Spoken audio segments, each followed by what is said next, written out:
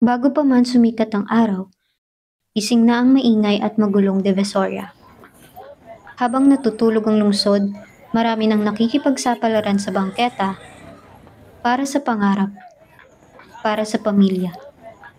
At sa bawat gising, may bagong laban. Si Calvic, ang madiskarteng Chinoy ng Binondo. Dito sa kanyang lugar na pagdesisyonan niya na pagpursigihan ang kanyang pangarap.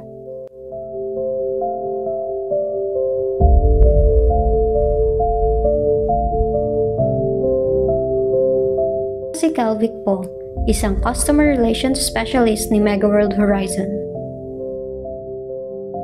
Isang ordinaryong empleyado mula alas 8 ng umaga hanggang alas 6 ng gabi.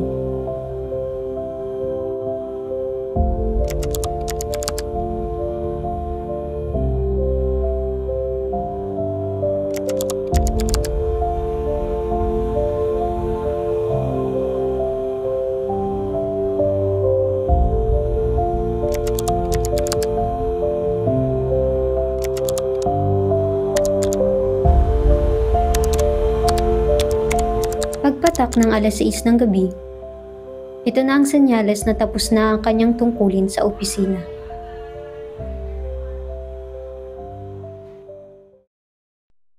Ngunit hindi rito natatapos ang kanyang pagsusumikap. Ito yung ginagamit kong trolley pang dala ko na pang sideline ko. So ngayon pupunta tayo sa Divisoria. Mahirap yung aasa ka lang sa isang income. Then syempre nagsisitaasan din ang mga bilihin ngayon dahil sa inflation. Dito po ako kumukuha ng mga supply ng mga binebenta ko. So tara, samahan nyo ako ilagay sa kartilya.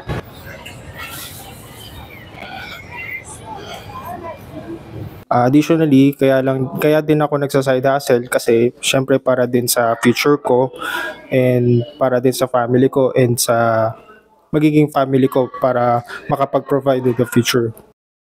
So after nyo makuha sir yung mga products sa supplier, ilan po yung naubos nyo ibenta per day?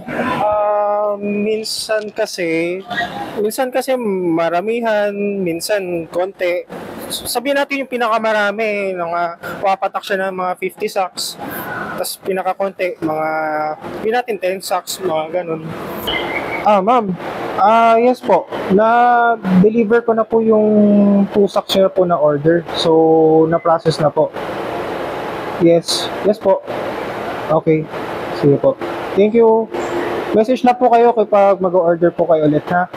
Sige po. Thank you. Sir, ano po yung nagmo-motivate sa inyo para magkaroon ng side hustle?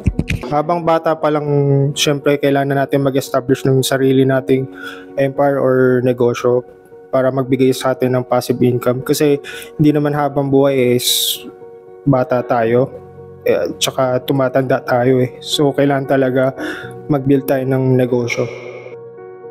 Dito sa Divisoria, hindi sapat ang tiyaga. Kailangan may diskarte. Dahil sa bawat kanto, may kwento. At sa bawat paninda, may pangarap.